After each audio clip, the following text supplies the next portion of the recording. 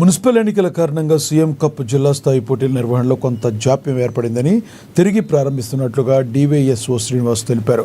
జిల్లాలోని అన్ని మండలాల నుండి ప్రతిభగల క్రీడాకారులను ఎంపిక చేసి జిల్లా స్థాయికి పంపించారన్నారు. ఇక దాదాపుగా 35 క్రీడా అంశాల్లో పోటీలు ఏర్పాటు చేసి రాష్ట్ర స్థాయి పోటీలకు ఎంపిక చేస్తామన్నారు. దాదాపు 1500 మంది విద్యార్థులు పోటీల్లో పాల్గొంటున్నట్టు తెలిపారు. వారికి అన్ని రకాల వసతులు కల్పించామని తెలిపారు.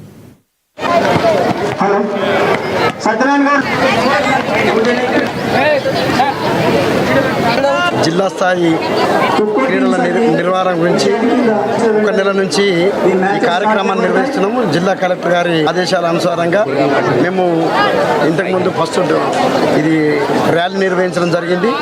473 జీపీలలో ఈ గేమ్స్ నిర్వహించడం జరిగింది.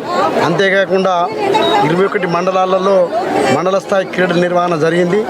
ఈ మండలాల్లో గెలుపొందినటువంటి క్రీడాకారులు తాలూకా స్థాయిలో బోత్ అయితేంది ఆదిలాబాద్ ఖానాపూర్ నియోజకవర్గాలలో ఈ క్రీడలు నిర్వహించడం జరిగింది. వాళ్ళు ఆ తర్వాత ఈ జిల్లా స్థాయికి సుమారు మొత్తం అన్ని మండలాలు మళ్ళీ వీళ్ళకు అన్ని క్రీడా పోటీ సుమారు 35 క్రీడాంశాల్లో ఈ క్రీడల నిర్వహణ జరుగుతూ ఉన్నది. రోజుకు 1500 క్రీడాకారులు ఇక్కడ రావడం, వాళ్లకు భోజన వసతి అన్ని వసతులు కల్పించడం జరుగుతూ ఉన్నది. ఈ రోజుగా మేము గతంలో అంటే ఈ జిల్లా స్థాయి క్రీడలు అంటే సుమారు 6 రోజులు జరుగుతుంది.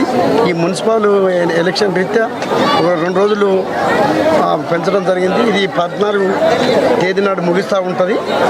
ఈ కోడ్ ఉండడం కారణం వల్ల ఇక్కడ నిర్వహణ జరుగుతూ ఉంది. సో నేను ఒకటే ఏంటంటే ఇక్కడ గెలుపొందిన క్రీడాకారులందరూ మళ్ళీ రాష్ట్ర స్థాయికి వీళ్ళందరినీ సుమారు 500 క్రీడాకారుల్ని వివిధ క్రీడా ఏదైతే వెన్యూ ఉన్నో అక్కడ అందరినీ బస్సుల ద్వారా వీళ్ళందరినీ పంపడం జరుగుతూ ఉంటుంది. వాళ్ళందరికీ ఎస్కార్ట్స్ మా ఫిజికల్ డైరెక్టర్ మా అందరి సహకారంతో ఈ కార్యక్రమం ఇంత పెద్ద మొత్తంలో జరుగుతూ ఉన్నది. కేంద్ర ప్రభుత్వం